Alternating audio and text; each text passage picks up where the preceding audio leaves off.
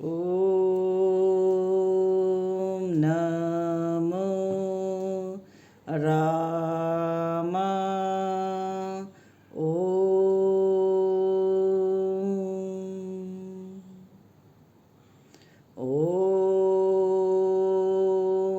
नमो रामा ओम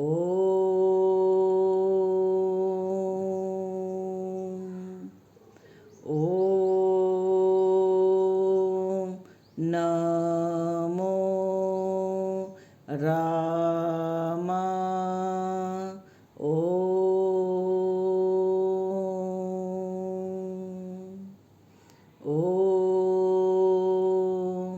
नमो रामा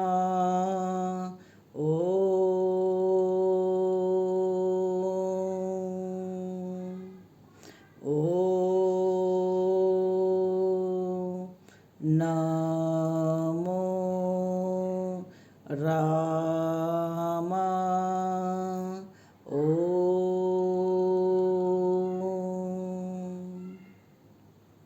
मी अलकनंदा दुर्गे वाचत आहे श्रीमद वाल्मिकी रामायण बालकांड सर्ग 6. दशरथाच्या राज्यात अयोध्येतील नागरिकांची स्थिती. अयोध्या नगरीत राहून दशरथ राजा प्रजेचे पालन करीत होता. तो वेद जाणणारा व सर्व उपयोगी वस्तूचा संग्रह करणारा होता. तो दूरदर्शी, महातेजस्वी आणि नगरातील व जनपदातील प्रजेचा आवडता होता. इक्ष्वाकू वंशात तो अतिरथी होता. तो यज्ञ करणारा, धर्मपरायण आणि जितेंद्रिय होता. तो महर्षितुल्य राजर्षी त्रैलोक्यात प्रसिद्ध होता. तो बलवान, शत्रूचे दमन करणारा, मित्र असलेला व जितेंद्रिय होता. धन आणि इतर वस्तूच्या संग्रहामुळे तो इंद्र आणि कुबेराप्रमाणे वाटत होता. महातेजस्वी मनूप्रमाणे दशरथ राजा आपल्या प्रजेचे रक्षण करीत असे. धर्म, अर्थ, काम यांची प्राप्ती करून देणारी कर्मे करीत तो सत्यप्रतिज्ञ राजा. इंद्राने अमरावतीचे करावे तसे अयोध्येचे पालन करीत होता. अयोध्या नगरीतील राहणारे लोक प्रसन्न, धर्मात्मे, बहुश्रुत, निर्लोभी, सत्यवादी आणि आपल्या धनाने संतुष्ट राहणारे होते. त्या श्रेष्ठ नगरीमध्ये ज्यांच्याजवळ वस्तूंचा भरपूर साठा नाही, ज्यांनी धर्म, अर्थ, काम हे पुरुषार्थ सिद्ध केले नाहीत किंवा ज्यांच्याजवळ गाय, बैल, घोडे, धन्य व धनधान्याचा अभाव आहे असा एकही गृहस्थ नव्हता. अयोध्येत कामी, कृपण, क्रूर, मूर्ख आणि नास्तिक मनुष्य आढळत नसे. सर्व स्त्री पुरुष धर्मशील, संयमी आणि आनंदी होते. त्याचे शील व सदाचार महर्षीप्रमाणे शुद्ध होते. तेथे ज्याच्याजवळ कुंडले, मुकुट आणि पुष्पहार नाहीत असा कोणीही नव्हता. कोणाजवळ उपभोग वस्तूची कमतरता नव्हती. जो स्नान करून स्वच्छ झाला नाही, ज्याने चंदनाचा लेप लावला नाही व ज्याच्याजवळ सुगंधी वस्तू नाहीत असा तिथे कोणीही नव्हता. अपवित्र अन्न खाणारा, दान न करणारा, मनावर ताबा नसलेला, बाजूबंद किंवा मोहरा नसलेला व हातामध्ये अलंकार नसलेला कोणीही तिथे आढळला नव्हता. अग्निहोत्र न पाळणारा, यज्ञ न करणारा, सदाचार शून्य किंवा वर्णसंकरयुक्त असा कोणीही अयोध्या नगरीत नव्हता.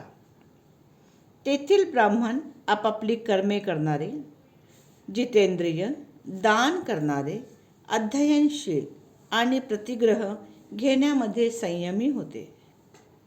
नासिक, असत्यवादी, शास्त्र ज्ञानरहित, मत्सरी, अशक्त आणि विद्याहीन असा कोणीही ब्राह्मण तेथे नव्हता. वेद न जाणणारा, व्रते न आचरणारा, 1000पेक्षा कमी दान देणारा, दीन दुखी तेथे कोणीही नव्हता. अयोध्येत एकही स्त्री किंवा पुरुष श्रीहीन, रूपरहित आणि राजभक्तिशून्य दिसणे शक्य नव्हते. ब्राह्मणादी 4ही वर्णाचे लोक देवता आणि अतिथीचे पूजक, कृतज्ञ, उदार, शूर, वीर आणि पराक्रमी होते. त्या उत्तम नगरीत राहणारे सर्व लोक दीर्घायू आणि धर्म व सत्य यांचा आश्रय करून राहणारे होते. ते नेहमी स्त्री, पुरुष आणि पौत्र ह्या परिवारासह सुखी राहत होते. क्षत्रिय ब्राह्मणाचे म्हणणे ऐकणारे होते. वैश्य क्षत्रियाज्ञेची आज्ञा पालन करीत होते. शूद्र आपल्या कर्तव्याचे पालन करीत वरील 3ही वर्णाची सेवा करीत असत. पूर्वी बुद्धिमान महाराज मनूने अयोध्येचे जसे रक्षण केले तसेच इक्ष्वाकू कुळातील दशरथ राजाने अयोध्येचे रक्षण केले होते. अग्नितुल्य तेजस्वी, अपमान सहन न करणाऱ्या व शस्त्रांत्राचे ज्ञान नसणाऱ्या योद्ध्यांनी भरलेली अयोध्या सिंहाच्या गुहेप्रमाणे वाटत होती. कांबोज, वनायू, वाल्हिक ह्या देशांमधील उत्तम घोड्यांनी, सिंधू नदीच्या काठावरील अश्वांनी आणि इंद्राच्या उच्चश्रवा घोड्याप्रमाणे सुंदर घोड्यांनी अयोध्या नगरी भरली होती. विंध्य आणि हिमाचल पर्वतावरील उत्पन्न होणाऱ्या अत्यंत बलवान, पर्वताकार, मदयुक्त गजराजांनी ती नगरी परिपूर्ण होती. त्या नगरीत ऐरावत कुलामध्ये उत्पन्न झालेले, महापद्म वंशात उत्पन्न झालेले तसेच अंजन आणि वामन जातीचे हत्ती होते. तेथे हिमालयावर उत्पन्न होणारे भद्र जातीचे, विंध्य पर्वतावर उत्पन्न होणारे मंद्र जातीचे, सह्याद्री पर्वतावर उत्पन्न होणारे मृग जातीचे हत्तीही होते. भद्र, मंद्र आणि मृग ह्यांच्या संकराने उत्पन्न झालेल्या भद्रमृग आणि मंद्र ह्या जातीच्या पर्वताकार आणि नेहमी माजलेल्या हत्तींनी ती अयोध्या भरली होती.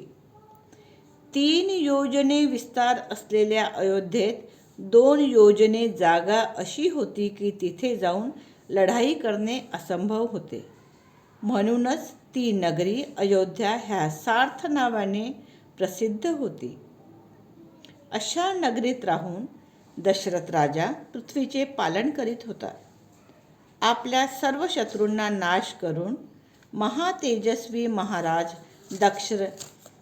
दशरथ नक्षत्रगणावर राज्य करणाऱ्या चंद्राप्रमाणे अयोध्या नगरीत होता. अयोध्या हे सार्थ नाव असलेल्या मजबूत प्रवेशाद्वारे आणि अर्गाला असलेल्या सुंदर गृहांनी शोभित असलेल्या कल्याणमयी आणि हजारो लोकांनी भरलेल्या त्या अयोध्या नगरीत दशरथ राजा इंद्राप्रमाणे राज्य करीत होता. इतिश्री सर्ग 6 संपन्न. धन्यवाद.